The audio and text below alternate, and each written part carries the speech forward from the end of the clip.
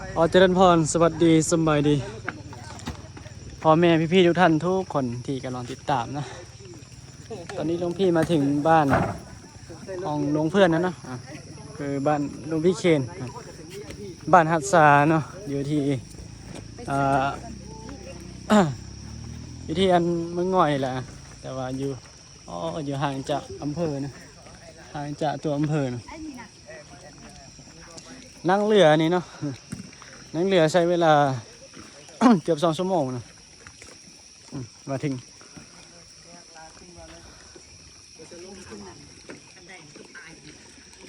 จะพอดีเวลา6 โมงเย็นเนาะไปส่งแล้วอันนี้เรือเราแม่นคล้องอันกระโถอยู่วัดเอาเงินวัดเลย อันนี้คือก ระเป๋านี่ บ้านนี่อยู่ติดกับแม่น้ำเนาะแม่น้ำอู่น้ำอู่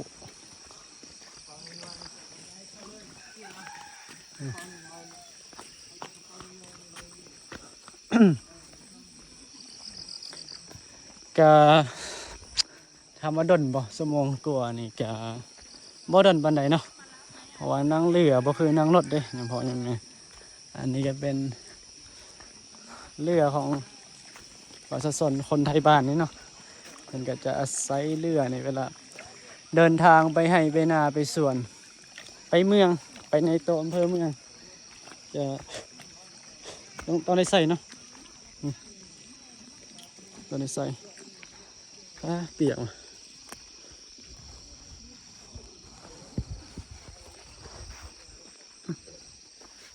เปีย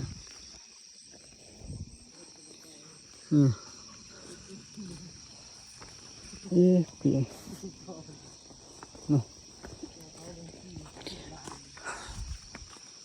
นี่ก็ทางเข้าบ้านก็สิประมาณนี้นะทางขึ้นคือสิมีรถบ่เนาะบ้านคันมีรถนี่ก็บ่รู้ว่าไปทางใดเนาะเพราะมันมีแต่น้ำนะพอยังไง หลวงพี่จะไปพักอยู่ที่วัดเนาะส่วนโยมแม่มาแต่ฝั่งไทยนี่จะสิให้นอนหรือว่าพักที่บ้านของโยมเนาะอันนี้คืออย่างอันนี้คือลกไก่เนาะลกไก่ก็คือบอลเลี้ยงไก่นะ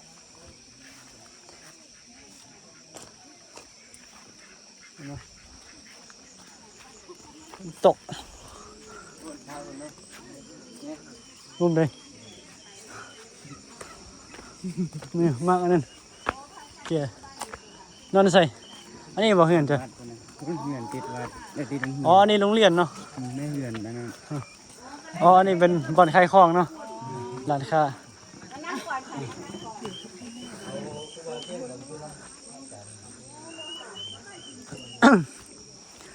ตอนนี้มาถึงแล้วเนาะ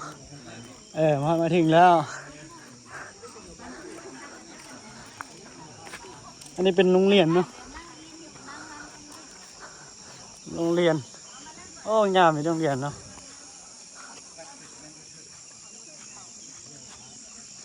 บรรยากาศตอน6 โมงเย็นเนาะยังพอยังไง6 โมงเย็นวัดไปทางใดวัดอ๋อ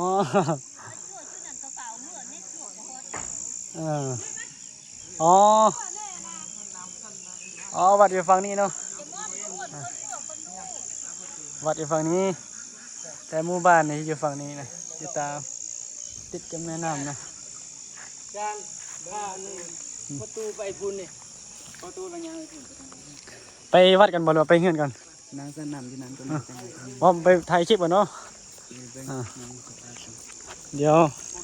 เข้าไปเบิ่งในหมู่บ้านเนาะใจกลางหมู่บ้านเนี่ยมันมีบ้านแบบไหนนะโอ้บ้านนี้ประมาณจักข้าวพัวนะเช่นฮอด100บ่ฮอดเนาะประมาณ50หลังคาเรือนจะบ้านนอกบ้านนาเนาะประมาณนี้แหละ บ่ฮู้ว่าเน็ตใช้ได้บ่ ได้แล้วเนาะ แต่ว่าไฟฟ้านี่มีอยู่ไฟฟ้านี่มีอยู่เดี๋ยวมีรถด้วยนี่เห็นบ่มีรถด้วยอันนี้คือบ้านของหลวงพี่เชนเนาะบ้านหลวงพี่เชนแม่นบ่เออ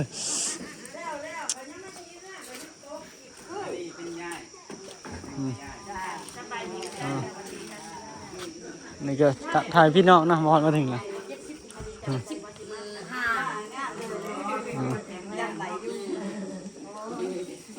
คนยงแม่ป่ะนี่ บอกค่ะของใครของย่อมแดงเราก็จิไม่หนีหรอไหมหรอว่าไม่หนีหรอ อันโยมแม่มาแต่ไทยเพิ่นจะพักอยู่นี่เนาะพักในบ้านพักอยู่ไหนนี่แกเป็นน้ำก๊อกเอาไว้อาบน้ำเอาไว้ตักน้ำใสนี่เนาะบรรยากาศจะประมาณนี้เนาะในฟืนยังพอยังไม่มาฟืนเอาไว้ดังไฟโอ้เพิ่นเอาอันนี้มาละใส่เป็นหลังคานะเพราะว่าเวลาฝนตกนี่มันจะเปียกถ้ามันเปียกนี่มันจะดังไฟบ่ได้เนาะบ้านนี้มันบ่ใหญ่ปานใดเนาะยังพอยังไม่มันมีแต่50กว่าประมาณ50กว่าหลังคาเรือน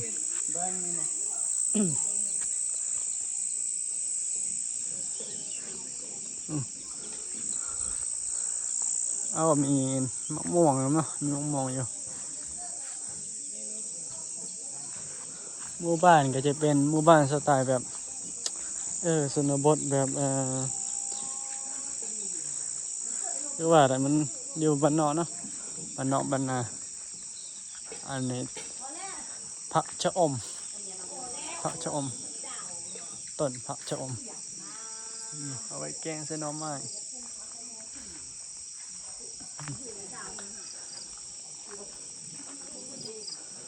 อันนี้เป็น นี่เป็นโยมแม่ของหลวงพี่เคนเนาะ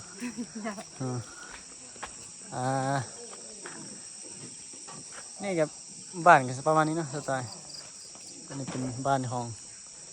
หมอมเคนบ้านนี้ติดกับโรงเรียนเนาะทุกคนติดกับโรงเรียนส่วนวัดนี่ก็อยู่โพ้นอยู่เพิ่นเนาะโ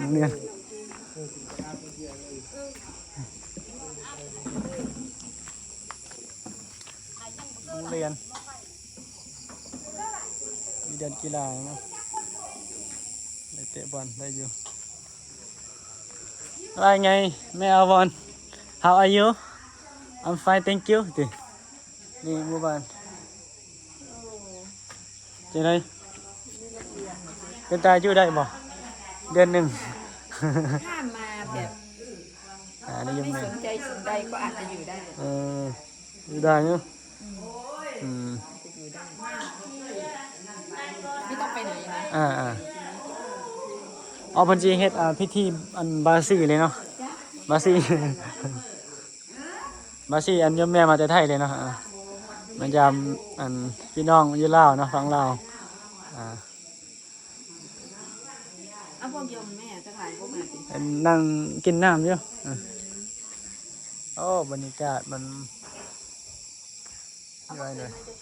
บ่ได้ยินเสียงรถเลยเนาะมันจะมาครั้งแรกให้กันมาครั้งแรกให้กันพี่ก็บ่เคยมาเนาะอันนี้ก็น่าจะเป็นใจกลางของหมู่บ้านกับแม่นนี่เพราะอยู่ในโรงเรียนเนาะจะแสดงว่ามีคนทางอยู่เห็นพอเนี่ยเพราะเป็นก็มีรถมีนั่นอยู่นี่เนาะอันนี้จะเป็นนี่เนาะประมาณนี้หมู่บ้านเงียบกริบเลยบ่ยินเสียงรถเสียงเรือเลย ว่ามันไม่มีทางรถผ่านเนาะ เพิ่นก็สิเฮ็ดพิธีเดี๋ยวจะไปถ่ายให้เบิ่งเนาะเพิ่นจะมัดเขียนกันว่าแม่นนะมัดเขียนนั้นโยมแม่พี่น้องมาจากไทยสิประมาณนี้เนาะอ๋อคือดีแท้ป่ะอ๋อแม่เอ็นจะได้กินไก่แล้วจะได้กินต้มไก่แล้วนี่แม่น เอาคัดเบาก่อนบ่ได้เนาะ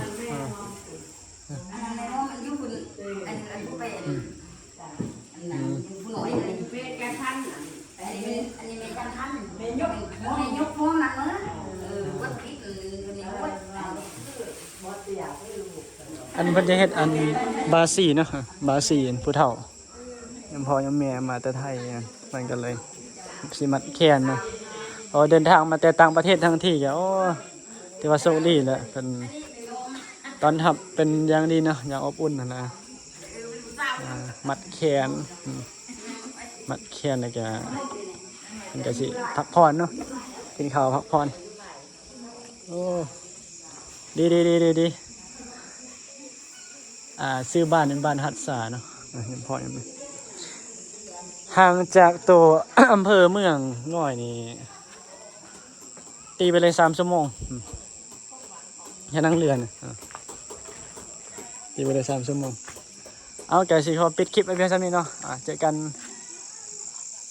บางที่กับมื้ออื่นน้องพี่จะถ่ายว่ามันค่ำแล้วมื้ออื่นจะตื่นเช้ามาสิถ่ายวัดรีวิววัดให้เบิ่งอันนี้ก็รีวิวเฮือนรีวิวบ้านก่อนเนาะก็ขอปิดคลิปไว้เพียงเท่านี้ก่อนเนาะขอเจริญพรสวัสดีสบายดี